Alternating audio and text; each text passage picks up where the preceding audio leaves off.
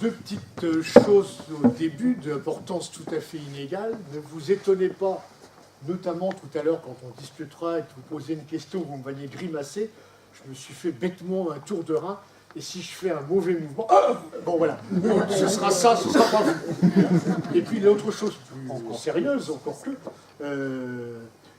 j'ai effectivement lié au sujet que je vais aborder ce soir avec vous, j'ai choisi d'apporter un texte, tout simplement, je ne suis absolument pas protestant, mais parce que, de mon point de vue, c'est le plus remarquable que j'ai lu récemment sur ces questions de migrants et de réfugiés qui vont nous occuper ce soir. Voilà, c'est un pur critère de qualité.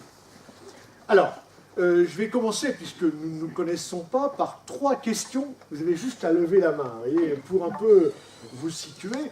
Et puis, je vais commenter ensuite. Qui parmi vous a un ancêtre noir? La famille. Un? Bon, un seul. Bon, deux, pardon, deux. Qui parmi vous a également un ancêtre ou un aïeul ou un père ou une mère immigré? Un peu plus. 5, 6. Et qui parmi vous est étranger? 1, 2, bien. Donc vous êtes, rassurez-vous, absolument normaux. J'ai une petite rigole parce qu'elles sont devine ce que je vais dire. Pourquoi vous êtes normaux? Parce que vous êtes les produits, comme moi, bien de, même si c'est en train d'évoluer, de ce que nous avons tous appris, ou plutôt, vous allez le voir, pas appris à l'école, de ce que nous n'avons tous pas lu, et pour cause, parce que personne ne nous le fait lire. Ça veut dire quoi, ce que je suis en train de dire? Bien, je vous apprends donc que nous avons tous, absolument tous, des ancêtres noirs, puisque tous nos ancêtres étaient noirs. Et c'est sans doute un progrès. J'ai vu ça dans la presse récemment. Je crois que c'est la première fois en Europe occidentale. Le musée de Londres a exposé une figurine, genre, vous savez, Madame Tussaud, là, je ne sais pas si elle est en cire ou quoi, du premier occupant des îles britanniques. Et ils l'ont figuré noir. Ce qui, archéologiquement, est juste, mais ce qui renverse, la preuve, vous en êtes les témoins, quelques idées reçues. Deuxième constat, j'en suis bien désolé, mais tous, nous sommes des descendants d'immigrés. La seule différence, c'est que pour certains, ça remonte à une génération, pour d'autres, à beaucoup plus, puis toutes les nuances intermédiaires, nous sommes tous des descendants d'immigrés. Et puis enfin, vous, au moins, si vous êtes chapelain, vous êtes tous des étrangers, j'aurai l'occasion de vous le montrer tout à l'heure de manière un peu plus précise, et vous verrez que ce ne sera pas agréable pour vous. Comme ça, à votre tour, vous allez grimacer. Bien. Donc, c'était quand même une manière de dire qu'on est bien tous, et ce n'est pas de notre faute, hein, tous un peu tributaires, prisonniers peut-être, de ce que nous n'avons pas pu apprendre ou de ce que nous n'avons pas pu lire. Alors, parler des étrangers, des réfugiés aussi, des migrants, voilà, quel que soit le terme qu'on utilise, et ça ne recouvre pas tout à fait les mêmes personnes, je tiens à dire quand même au départ que ça fait appel à deux éléments essentiels de contexte que je serai amené parfois à rappeler au fil du propos. D'abord, un contexte historique qui est vraiment indispensable, un contexte historique qui n'est pas que nantais, puisque Thierry Brouot m'a demandé de parler de Nantes, hein, même si vous verrez, je prends des exemples à la Chapelle aussi. Bon, contexte historique général, c'est quoi? Rappelez d'abord, mais ça je pense que nous le savons tous maintenant, que la migration, c'est toute l'histoire de l'humanité. La migration a commencé avec les premiers hommes, elle continue, la migration... Pardon. Oui, ça va se redire plusieurs fois. La migration n'est pas évidemment un phénomène des 10 dernières années ou des 50 dernières années. L'étranger, contexte historique général, mais ce qui fait un étranger, ce ne sont pas les papiers d'identité. Les papiers d'identité, je préciserai tout à l'heure, mais pour les plus anciens, ça n'a qu'un peu plus d'un siècle. Ce qui fait l'étranger, c'est notre regard. La preuve, à Nantes, on a longtemps considéré comme étrangers les juifs ou les protestants. Bien. Contexte historique général, ben oui, dans toutes les sociétés, il y a eu des attitudes qui ont consisté à chasser ces étrangers ou ces migrants où elle est refoulée, c'est en général le choix d'administration, locale ou nationale, sans idée et sans moyens. On va mieux en reparler. Que c'est évidemment impossible. Jamais aucune société n'a réussi à chasser les migrants ou les étrangers. Rappelez aussi, je serai amené à en parler un peu parce que le temps est court, que ça se passe dans des contextes souvent de solidarité. Certains d'entre vous ici présents les vivent. Et puis aussi, je vais vous lire un bref extrait d'un article de cette semaine. Tout ce que je viens d'évoquer, ce n'est pas lié au contexte du temps, mais c'est bien une structure. Je vous lis un extrait d'un éditorial paru le 8 mars, il y a une semaine, dans le journal Le Monde de Sylvie Kaufmann. Le moment est peut-être venu d'affronter cette question, la question de l'immigration. Cette question, comme ce qu'elle est, une tendance structurante de long terme et non une crise accidentelle. Démographes et géographes savent que le mouvement de migration sud-nord se... Je suis désolé, s'il y aura des interruptions, comme si le son... voilà. Je recommence. Démographes et géographes savent que le mouvement de migration sud-nord se poursuivra, quelles que soient les conditions. Autant que nous le sachions aussi et que nous en soyons bien conscients. Il est donc évident, et vous en apercevrez, que même si je parlerai parfois de périodes anciennes, les résonances avec 2018 sont évidentes.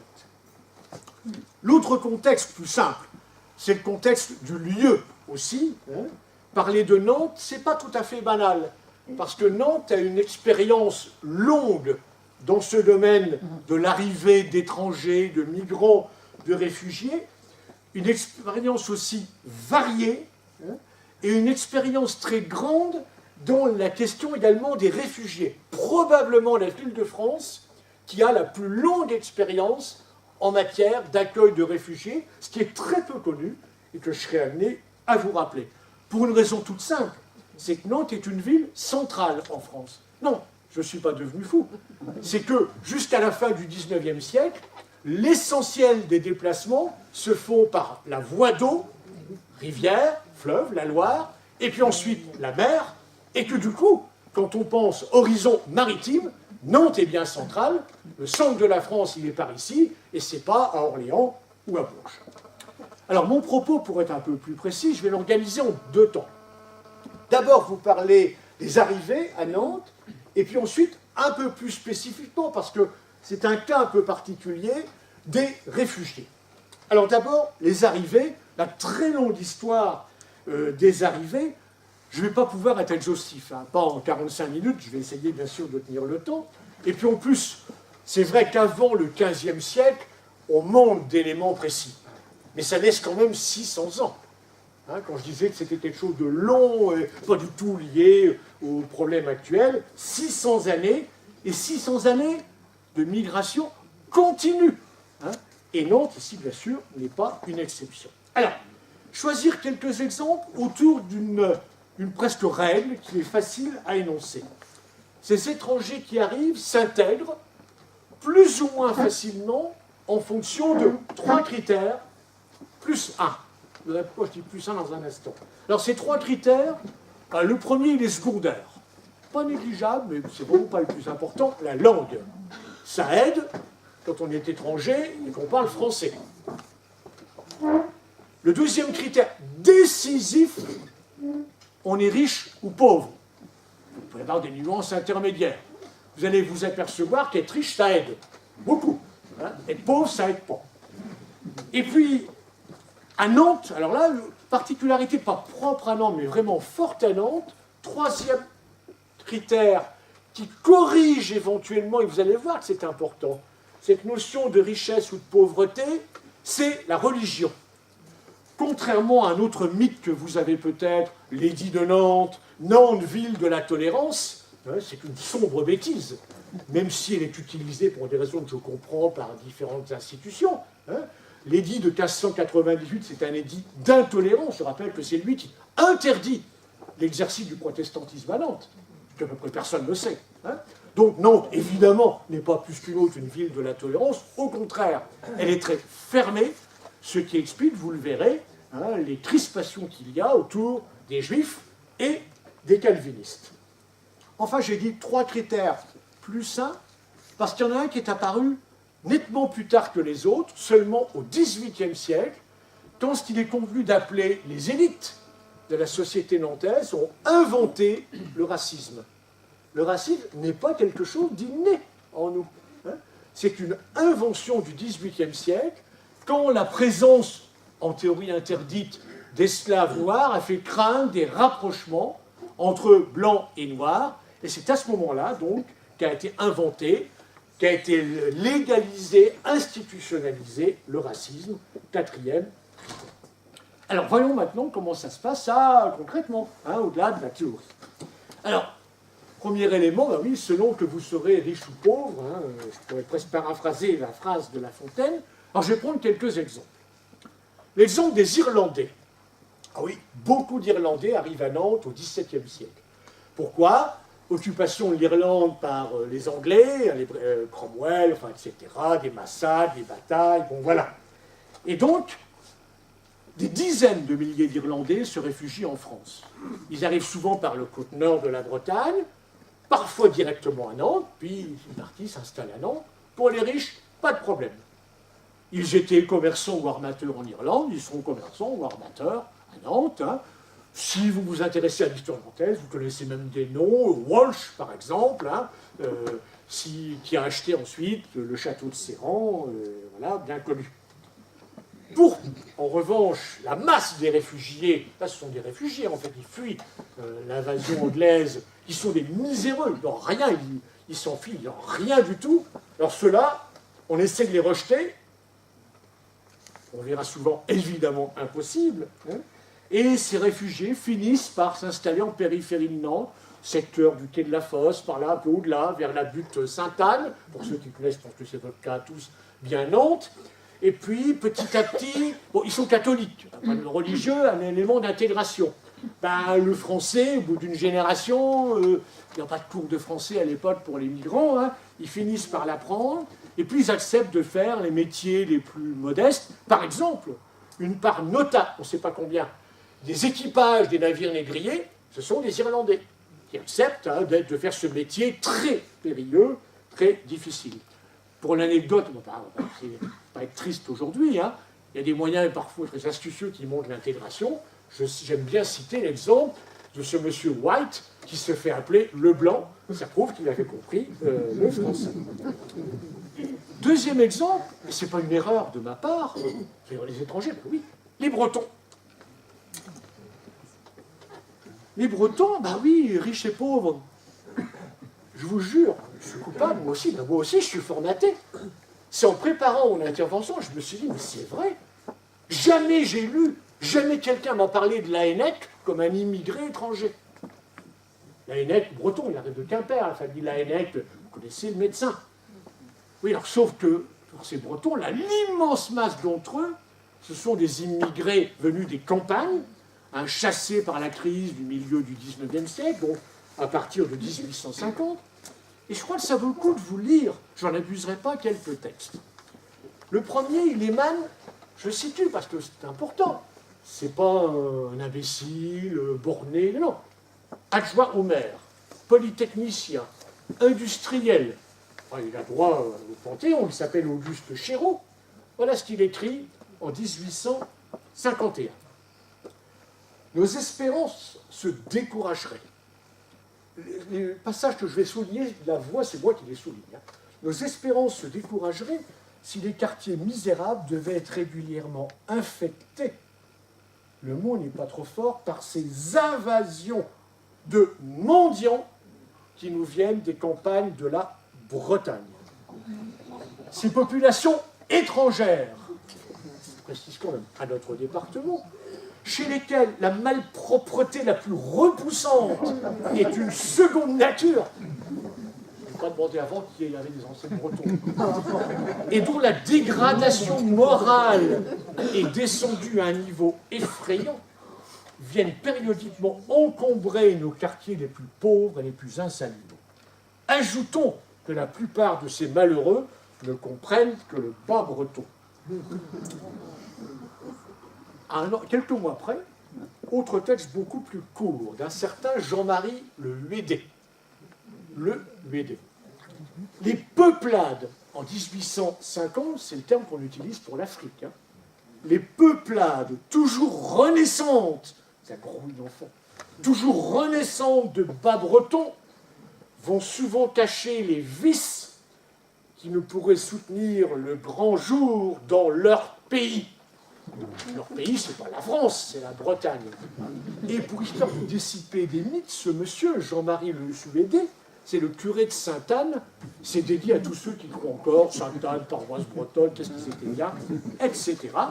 Ou qui croient, comme après je vais parler des protestants, donc voilà, ça va faire plaisir là aux laïcs parmi vous, qui croient que parce qu'on est religieux, tout de suite on est tolérant et ouvert. 1890, un commissaire de police évoque la malpropreté native des bas-bretons. À l'époque, on parle de race, ça c'est clair, hein, c'est des Bretons. Et puis, second préféré, un maire de Nantes, Saradin, qui est un industriel, un bourgeois, qui intervient dans une grève en 1898, une grève de l'entreprise Grand Joie, menée par les salariés les plus mal payés de Nantes, ce sont des femmes, les balayeuses, et qui dit, il intervient courageusement, qu'elles sont bien assez payées pour des Bretonnes. On va continuer, mais je pense que voilà, le problème de l'accueil des étrangers, Bretons ici en l'occurrence, ce n'est pas une nouveauté. Alors à l'inverse, changeons de registre, tout va bien pour les Espagnols. Les Espagnols arrivent au XVe siècle, ils vont continuer, 15e, 16e. Après, ça se tarit. Alors, citons un cas, il s'appelle André Ruiz. Vous le connaissez tous, il y a le quai André Ruiz, qu'on a stupidement écrit comme la presqu'île de Ruiz. Donc c'est Ruiz et Ruizet. C'est un Espagnol, on sait d'où il vient. C'est tout simplement le marchand le plus riche de Nantes. Il va accueillir chez lui, quai de la Fosse, 2 rois de France. Ça vous donne une idée de l'ampleur, pas besoin d'insister. Et l'intégration de ces Espagnols est remarquable, naturelle, ils sont catholiques. C'est plus facile d'apprendre le français quand on parle espagnol que quand on parle l'irlandais. L'irlandais au sens de gaélique, comme on dit quelquefois à tort. Hein. Bon, ils apprennent le français, ils sont riches, ils pratiquent le commerce, l'armement centralement maritime, ils occupent des charges publiques, ils entrent dans la noblesse, dans le beau mariage, au point que ça s'applique même, et ça c'est la ville de Nantes qui le décide, aux prisonniers de guerre. Après la bataille de Rocroi, ça rappelle le primaire en 1643, quelques dizaines de prisonniers espagnols viennent à Nantes, la ville de Nantes double les rations prévues par le roi. Voilà, Espagnols, vraiment, ce sont nos amis. À l'inverse, alors, troisième exemple, quand la religion perturbe l'effet de la richesse. Premier exemple, ceux-là encore sont moyennement riches, les Portugais, d'autrefois, ceux qui arrivent fin 16e, début 17e siècle. En 1603, la ville demande leur expulsion. On est en pleine paranoïa, il y a des rumeurs, il serait plus de 500, il y a un bateau qui est arrivé. En 1636 et encore 37, des émeutes éclatent en ville contre les Portugais. Explication, on les soupçonne. Entre nous, c'est pas faux. Hein, d'être des juifs à peine convertis, qu'on appelle des marades. Oh, juifs, l'horreur! Religion ici, en l'occurrence juif, c'est ce qui explique un couple qui s'appelle Sarah et Isaac d'Espinosa, arrivés en 1593, vont partir, et que leur petit-fils sera à la fois hollandais, philosophe et célèbre, c'est Spinoza. Plus caricatural encore, les Hollandais. Ils sont riches, ils sont marchands, ils savent faire, vont être mal vus pendant toute leur présence au XVIIe siècle parce qu'ils sont calvinistes, donc protestants cette fois-ci. Et finiront par partir pour la plupart quand Louis XIV révoquera l'édit de Nantes, ce qui rend impossible d'exercer le culte. Ils pouvaient aller le faire à Sucé-sur-Erdre. Ah mais même là, ça devient interdit. Alors ils s'en vont et ils rentrent en Hollande. C'est tout simple à expliquer. Hein. Nantes a loupé là une immigration qui, économiquement, évidemment, était très intéressante. Vous l'avez remarqué, ce que j'ai évoqué, ça concerne essentiellement le 15e, 16e, 17e siècle. Parce qu'au 18e, il y a un tournant extrêmement intéressant pour notre propos d'aujourd'hui et pour aujourd'hui. Quel tournant? Rejet des étrangers? Fini. Il n'y a plus de rejet. Non. 18e, c'est avant la Révolution, ne cherchez pas là, hein, rien à voir. Contrôle des étrangers? Même pas en rêve. D'abord, la ville avait tenté, comme toutes les villes de France, de le faire au XVIIe siècle pour les pauvres. On rêvait de les enfermer. C'est un échec total. Déjà, l'idée du contrôle en a pris un coup. Et puis surtout, au XVIIIe siècle, Nantes a un énorme besoin de main-d'œuvre. Les villes sont des mouroirs à l'époque. On meurt plus qu'on y naît. Et en un siècle, la population va doubler. 40 000, 80 000. Qui fait la différence? Les immigrés. Alors le rejet, terminé, on n'en parle plus. Il n'y aura plus en fait après que quelques épisodes. Pendant la Révolution, on craint des espions. Il y a quelques bavures là-dessus, on emprisonne quelques personnes, bon, on les libère après. Et puis aussi, l'aide de la Révolution au XIXe siècle, l'apparition d'un nouveau critère, un critère idéologique qui va s'appliquer aux réfugiés. Mais les réfugiés, vous le savez, j'en parlerai tout à l'heure. Donc, 18e, un tournant, et vous l'avez vu, tout simplement parce que la ville comprend, c'est même pas qu'elle a besoin, qu'elle ne peut pas se développer sans étrangers, sans immigration. Et le troisième tournant, alors, il apparaît à la fin du XIXe siècle, quand va se mettre au point ce qu'on commence à qualifier de politique migratoire. Et oui, Nantes devient alors un petit morceau de France. L'État prend largement la main. Ça se manifeste de deux manières.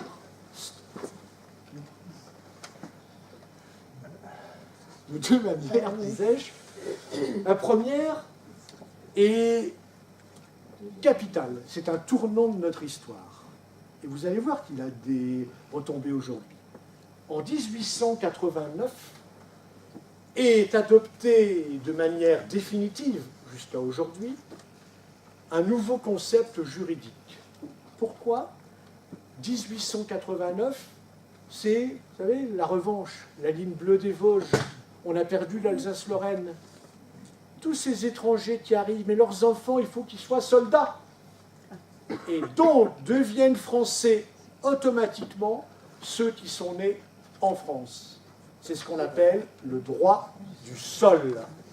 1889, pour des raisons, au départ, militaires.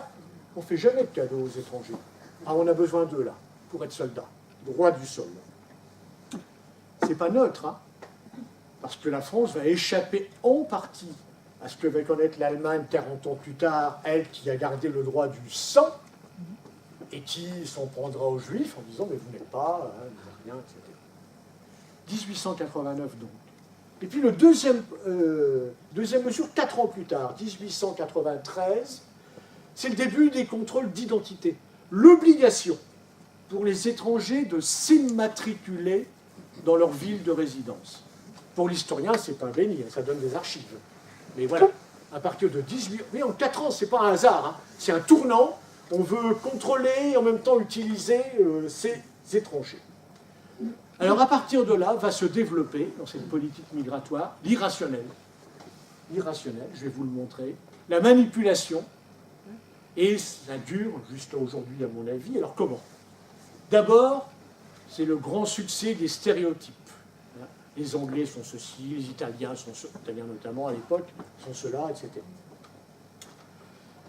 Les étrangers volent le pain des Français, qui fassent les boulots dont personne ne veut, ou presque, ils volent le pain des Français. Ça doit vous rappeler des choses plus récentes, non? Les étrangers sont des terroristes. Ah, si vous me dites que ça ne vous rappelle rien, effectivement, il y a toujours un fondement. En 1894, vous avez vu, 89, 93, 94, hein, le président de la République, Sadi Carnot, est assassiné par un anarchiste. Mais il est italien, Caserio. Les étrangers, terroristes. La menace étrangère aussi. En 1894, vous voyez que ce n'est pas un hasard, hein. En 1894, un étranger fait les grands titres des journaux. Un juif alsacien est traître, un certain Dreyfus. dont vous savez tous, j'espère, quand le doute, je rappelle, qui seront ensuite innocentés. Alors le contexte, oui, il n'est pas neutre non plus. Il y a eu une crise économique, entre 82 et 86. Oui, ce sont, en partie du moins, ce sont les suites. Il y a des tensions sociales. C'est en 1891, par hasard non plus, que l'armée française tire sur des ouvriers français, qui fête le 1er mai, qui célèbre le 1er mai à Fourmi. Il y a des morts. Bon, c'est la même époque, ça aussi. Et puis enfin, et je m'en voudrais de les oublier, il y a le rôle des intellectuels. J'ai peut-être le droit de dire que... Non, je ne veux pas envoyer de propos violents, mais c'est là qu'on commence à enseigner aux gamins cette sombre bêtise dont vous avez tous le souvenir, nos ancêtres les Gaulois. C'est une imbécilité. C'est une création intellectuelle absolue. Et des générations, j'en ai fait partie, et beaucoup d'entre vous aussi, si je vous vois, vous avez appris ça, nos ancêtres les Gaulois. C'est le moment 1893 où quelqu'un qui est considéré comme un des grands intellectuels français mène une campagne électorale pour être élu député. Son slogan, remarquable, « Abat les étrangers ». Un certain Maurice Barrès. De tout ça, il reste des choses aujourd'hui. La manipulation, vous êtes citoyen comme moi, je ne vais pas m'étendre, puis ça évite des sujets un peu délicats. Et puis il reste surtout alors, et là je vais nuancer mon propos, le rôle de l'État. L'État qui peut à certains moments ouvrir le pays aux étrangers, quand il faut le reconstruire, en 1918 et après, en 1945 et après. L'État qui peut limiter, ou croire qu'il limite, ou plus exactement, faire croire à l'opinion publique qu'il limite, en limitant, dit-il, les entrées, en organisant, on n'emploie plus le mot aujourd'hui, il est trop chargé, les charters, rappelez-vous, on a connu ça il y a 20 ans, pour les reconduire, ou en lançant l'idée du tri des étrangers.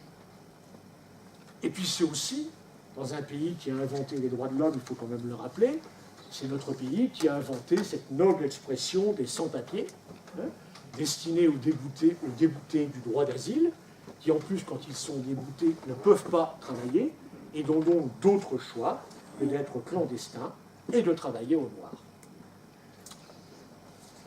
Reste alors un cas particulier, je vous ai dit je le traiterai à part, plus brièvement je vous rassure, le cas des réfugiés. Indispensable à Nantes, puisque, je vous l'ai dit, il y a une expérience exceptionnelle par sa diversité et sa continuité historique. Premier temps, c'est le rejet des réfugiés de la misère. Je prends un exemple précis, 1580.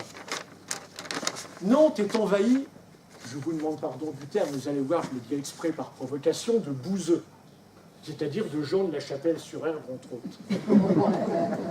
En 1580, on a un document qui montre que 28% des habitants de la Chapelle-sur-Erdre ne peuvent pas survivre sans secours.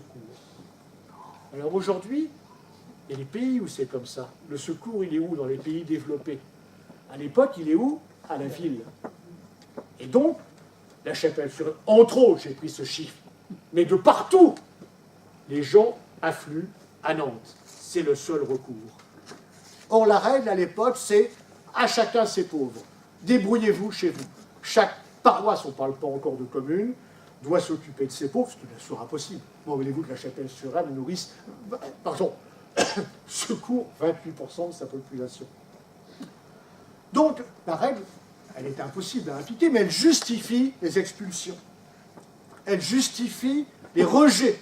Et éventuellement, on accorde à ces étrangers, en les chassant, une aumône, qu'on appelle une passade. Passez votre chemin, c'est ça que ça veut dire.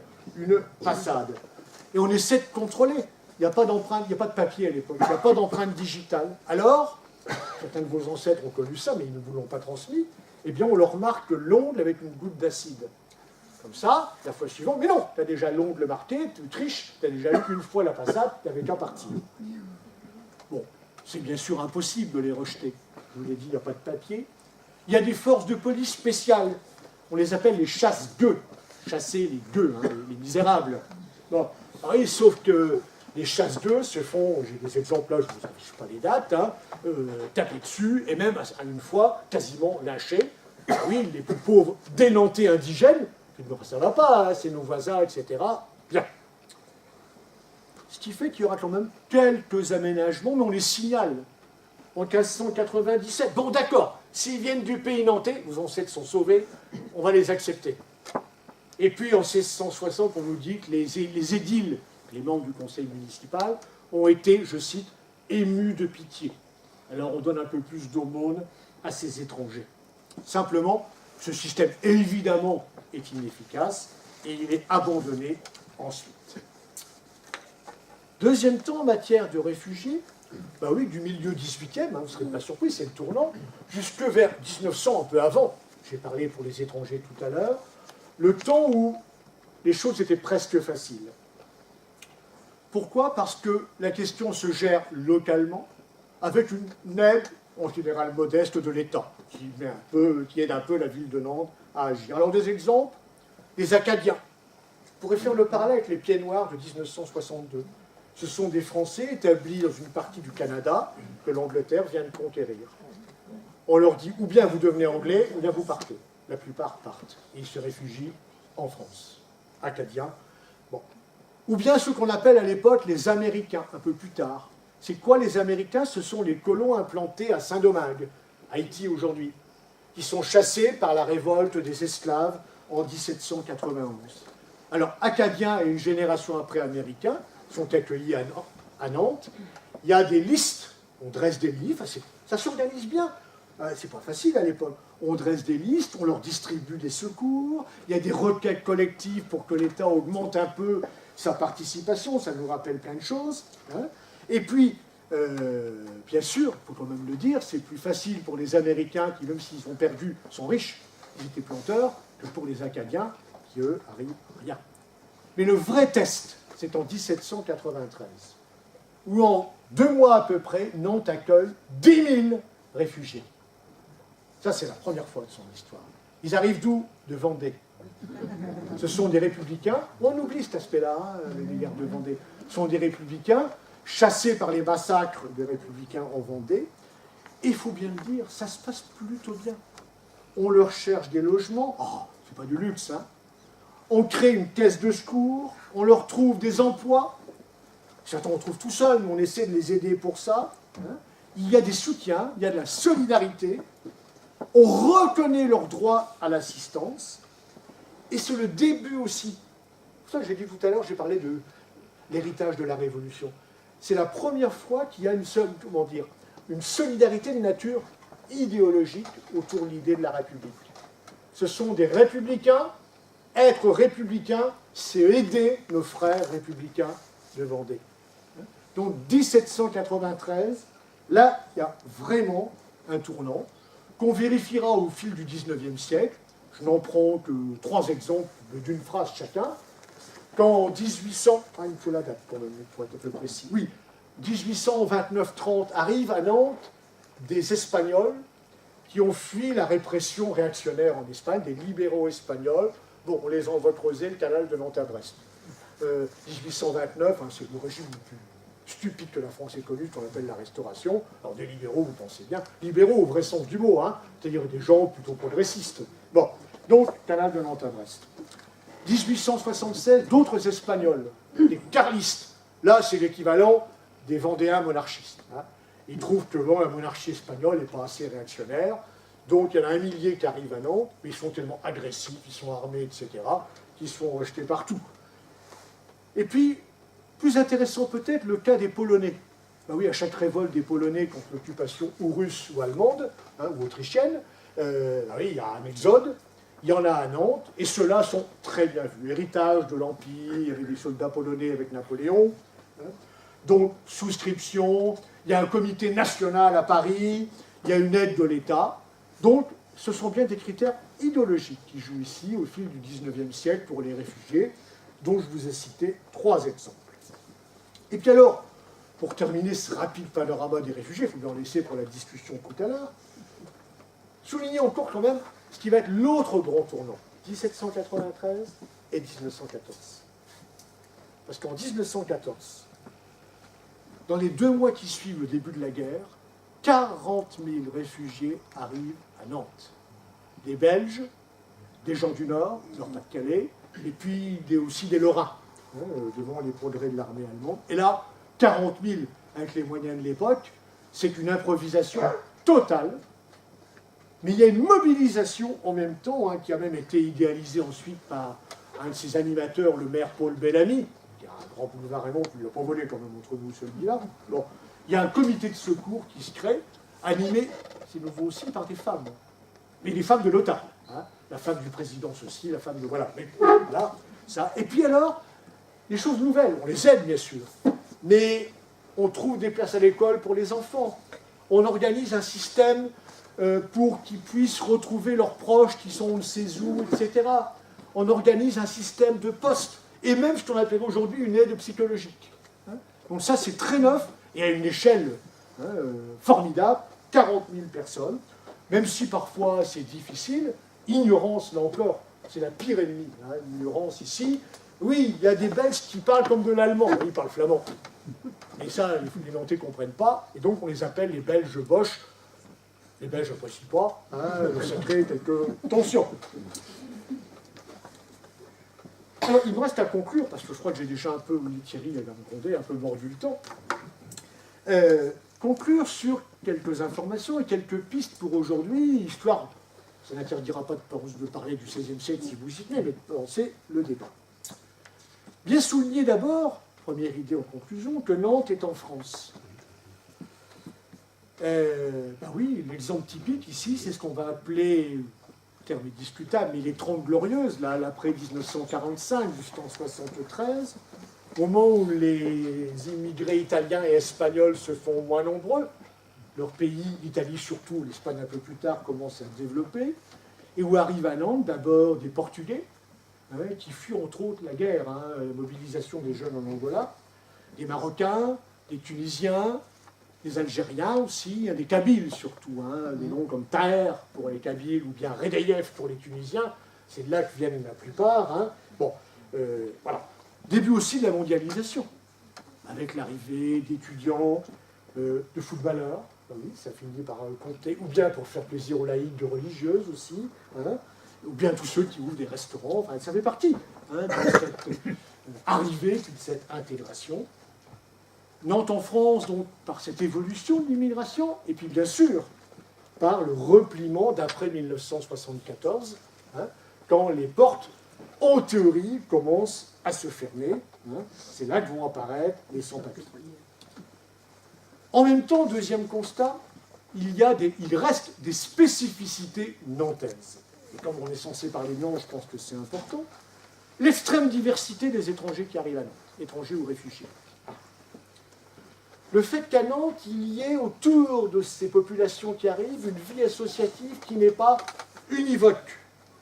Il y a des catholiques, notamment autour des Portugais ou des Vietnamiens, des protestants, la CIMAD en particulier, des militants de gauche, déjà au moment de l'arrivée des Espagnols en 1939, des républicains et des réfugiés républicains espagnols, des Chiliens, après le coup d'État de Pinochet en 1973, ou plus largement des immigrés, le soutien aux immigrés.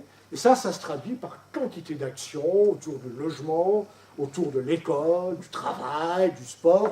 Vous en savez sûrement autant que moi là-dessus. Peut-être même, et c'est très difficile à établir, un zèle moindre à la préfecture de Loire-Atlantique dans l'expulsion de ces étrangers. Ah, 10 à 15 minutes, là, merci. Là, je n'ai pas besoin de 10 à 15 minutes. Alors, spécificité nantaise, j'étais en train d'en lire, il y en a encore une, c'est le rôle de la ville de Nantes. En 2003, la ville de Nantes a créé, je donne le bon signe, un conseil nantais pour la citoyenneté des étrangers. Maintenant, c'est devenu CNCE, mais c'est ça. Conseil nantais pour la citoyenneté des étrangers. Bon, même à La Chapelle, vous avez sûrement entendu parler, c'est pas banal. C'est une des rares villes de France qui possède ce genre d'organisme. Et même dès 1989, une élue désignée pour s'occuper de l'immigration, ce qui à l'époque n'existe que dans 3 autres villes. En 1989, il y a un nombre compris que 4 villes en France qui ont chargé un élu de traiter ces questions. Spécificité nantaise encore, si je retrouve ma troisième idée, mais je vais la trouver. Là, oui, Nantes aussi en 2001 lance ce qu'elle appelle une politique d'intégration. Il y a à Nantes une culture politique. Les mauvaises langues dont je ne fais pas partie, je tiens à le dire, regrettent qu'il n'y a jamais eu de maire de Nantes, Premier ministre. Il aurait pu faire la même politique au niveau national. Et puis, dernier constat, et qui veut un sens, le manque de données récentes. Manque de données récentes, pourquoi? Ça veut dire qu'il y a un problème. C'est délicat. Que personne n'ose trop fouiller, comme on dit, les choses. Ce qu'on a comme données récentes, c'est vieux comme maintenant, c'est 2006. Où là, on a quand même des données intéressantes qui montrent une nette différence entre Nantes et la moyenne française. Pourquoi? Parce qu'en 2006 a été réalisée une enquête qui a repris exactement les mêmes questions et la même méthode qu'une enquête nationale, de manière à pouvoir comparer Nantes et la moyenne française. Alors, grande enquête, j'en donne que de rares exemples. Est-ce que les races existent? 35% des Nantais pensent que oui. Ce passage scientifiquement est une stupidité, mais bon, c'est comme ça. Oui, mais les gens de mon âge, ils sont 60% à penser que oui. Mais les moins de 25 ans, seulement 15%. On a du beau moteur. Une question, est-ce qu'il y a des gens qui vivent à part dans la société française? Ah oui, alors. Les défavorisés. 93% des personnes interrogées les citent en premier. Ensuite, les SDF. Mais je vous rassure, les Africains, les Noirs, les musulmans, les Arabes, les Asiatiques sont cités. Mais il y a deux petits compléments qui sont intéressants. Par 2 ou 3% de la population, et exactement au même niveau que ce qui sort spontanément les élites. Alors sans doute que les élites noires étaient encore plus bien, quoi. Tel qu'en fait, pour les Nantais, il n'y a pas de problème de ce côté-là, aucun. Est-ce que le nombre d'immigrés est satisfaisant, trop important, etc. 82% des Nantais en 2006 pensaient qu'il était comme il faut, qu'ils s'en fichaient complètement, ils sont indifférents, il n'y a pas de problème. 82%. Et puis, dernier exemple, est-ce que les étrangers apportent un enrichissement à la ville de Nantes, qu'il soit économique, culturel ou autre? Eh bien, il y a 10% des Nantais qui pensent que non. C'est-à-dire qu'en 2006, Nantes, en tout cas, était une ville particulièrement ouverte. Et je ne peux pas vous dire ce qu'il en est aujourd'hui. Je ne peux pas plaquer, bien sûr, ma propre sensibilité, et puis des indices ténus, etc., pour affirmer le contraire ou affirmer la même chose.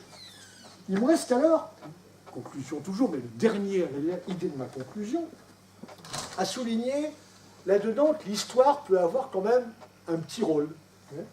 Je remercie l'association de m'avoir invité à cet égard, en rappelant d'abord que Nantes, et on pourrait dire la même chose à la Chapelle-sur-Inde, j'en suis évidemment convaincu, n'a pas dans une sorte d'ADN le chromosome de la tolérance ou le chromosome de l'accueil. C'est une évidence, mais il est bon de le savoir, pas imaginer que Nantes est la ville de la tolérance. Le deuxième apport de l'histoire, je crois, et j'espère même en quelques minutes, pour vous en avoir convaincu, c'est qu'accueillir l'autre, l'étranger, c'est une construction patiente. Ça ne se fait pas en un jour ou en un an, avec des bavures, avec des difficultés, mais qu'à Nantes, en tout cas, globalement, ça a réussi, alors qu'on a des reculs sur plusieurs centaines d'années. Alors pourquoi ça a réussi? Je ne suis pas sûr de moi, mais j'avance quand même quelques pistes. Bon, parce que Nantes, c'est facile, océan, grande ville, est une ville ouverte, un port, la mer, les relations internationales. Parce qu'à Nantes, il y a, désolé pour ceux que ça pourrait effrayer, une culture chrétienne qui, quand elle est vécue, elle devrait l'être par tous, est une culture d'ouverture, d'accueil du prochain. Parce qu'à Nantes, il y a en même temps une culture ouvrière et syndicale, qui est une culture d'ouverture. Et puis parce que tout cela est exprimé à Nantes par des institutions, en particulier par la ville de Nantes. On l'a vu au 19e au temps des Polonais, on l'a vu en 1914 avec les 40 000 réfugiés, et on l'a vu depuis 1989. Alors ma conclusion finale, vraiment finale, vient, je crois maintenant elle est toute naturelle, c'est que devant ces questions, il n'y a pas de neutralité possible. Ni pour vous, et ça vous regarde, ni pour moi. Parce que l'historien, d'abord, est un citoyen comme les autres. Et puis parce que l'historien, c'est son travail en tout cas, propose des armes contre cette ignorance qui est à l'origine, selon moi, de beaucoup de problèmes. On ne peut pas être neutre.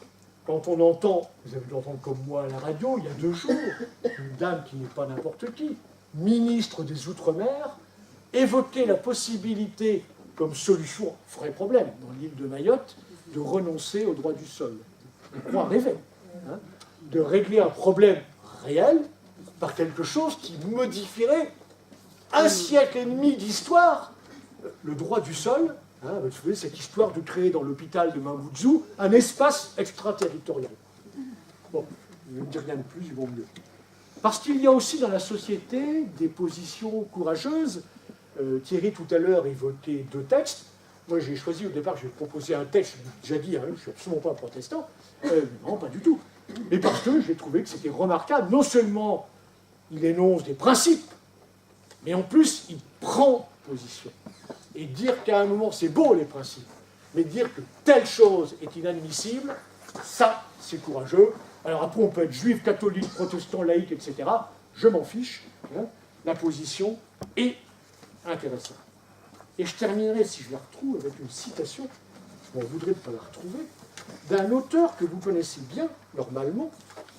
Est-ce que j'en ai fait bon Ah voilà, elle est là. Qui s'appelle Henning Mankell, un Suédois auteur de romans policiers. Eh bien, levez la main maintenant ceux qui ont lu Henning Mankell. Ah, bon, quand même. Alors, Henning Mankell, dans un roman que je ne connaissais pas, qui n'est pas un roman policier, qui s'appelle Teabag, fait parler à un moment, donne la parole à cet immigré, qui se révèle petit à petit, je dévoile l'origine nigériane. Voilà ce qu'elle dit, Teabag, sous la plume d'Henning Mankell.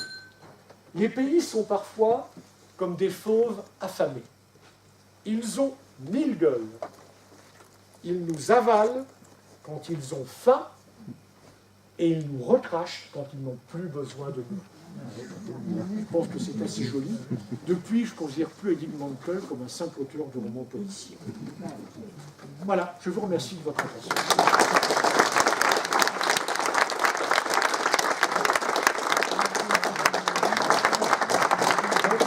Je rappelle que l'essentiel de la soirée commence maintenant, c'est le bar. Et ensuite, on aura le droit de discuter, je suis là pour ça.